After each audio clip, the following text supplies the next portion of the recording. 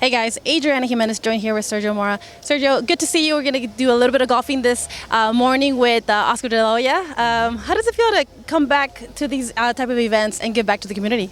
Well, this is like my 5th or 6th year.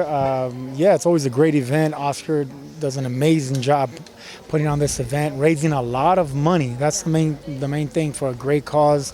And it's anytime you can give back and be a part of something bigger than you, it's great, especially if it's Oscar De La Hoya's event. I was talking to him a little bit earlier, and he shared how excited and how happy he was for Andy Ruiz's success this weekend. Of course, you saw it firsthand. What was your reaction? How did you soak in this moment when Andy Ruiz defeated Anthony Joshua? You know, it's funny. I'm still soaking it in, and as you talk about it, I got a little chill on my back because when I'm watching it, I'm working. You know, so I got all my notes in front of me. I'm trying to pick the right words to describe the moment, but I'm not absorbing it. I'm not there. You know. Wait a minute, I'm Mexican-American. I know there's a lot of controversy there. I'm Mexican-American, Pocho, Chicano, whatever you want to call me, but I'm there calling it. I'm like the first Mexican-American winning, and a Mexican-American is calling it.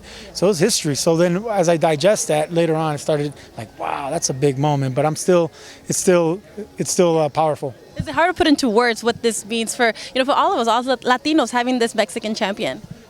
The way it happened. I mean, it was 20-1 underdog. Some have it more, some have it less. But the way it happened, it was like the Mexican version of Buster Douglas, and it's a powerful thing because anytime our people or Latinos in general have some kind of success, it feels like we all have it.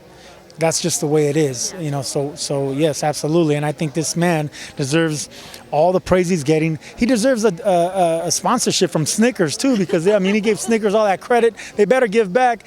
And you know what? The classy thing. Let's not forget about Anthony Joshua.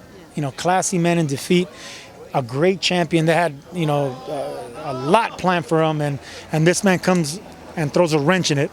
So classy champion in defeat, classy new champion in victory. That's all class. That's boxing. Coming in before this fight, a lot of boxing experts considered Anthony Joshua to be the #1 heavyweight. Now, with Andy Ruiz defeating him, do you believe that Andy Ruiz is the #1 heavyweight right now, or where do you rank him? No. Deontay Wilder is now the #1 heavyweight, and until someone proves him wrong, Andy Ruiz, let's be real, he's a unified champion. He has more belts than Wilder. But no, if you ask anyone in boxing, they're going to say, no, the real champion now is Deontay Wilder. It was 50-50 with him and AJ, but now there's no fact. Deontay Wilder is the man in the division. Can we expect to see this unification between Deontay Wilder and Andy Ruiz? How would that play out? Oh, yeah, now we are, because they're managed by the same manager, same advisor. And I think I'll get kicked out of here if I say his name. There's another fight that's looming that we've been seeing more talk. In New York, we saw Callum Smith call out Canelo after his fight. How excited would you be to see this fight play out? Man, Canelo, he better be careful. He took a big step with Daniel Jacobs, but that's what Canelo's doing. I mean, he takes on these big challenges, and that's why everyone loves him. That's why he's pound for pound the #1 fighter in the entire world. But Callum Smith, he's 6'3", first of all. He fights very good tall. He fights very good inside. He has good power, and he's just on this momentum of just destroying people. So, I don't know, man. I'm not a matchmaker, but right now, he has too much steam going for him. After the George Groves, after Hassan Mendam, the way he's knocking these guys out, he'll just, I don't know.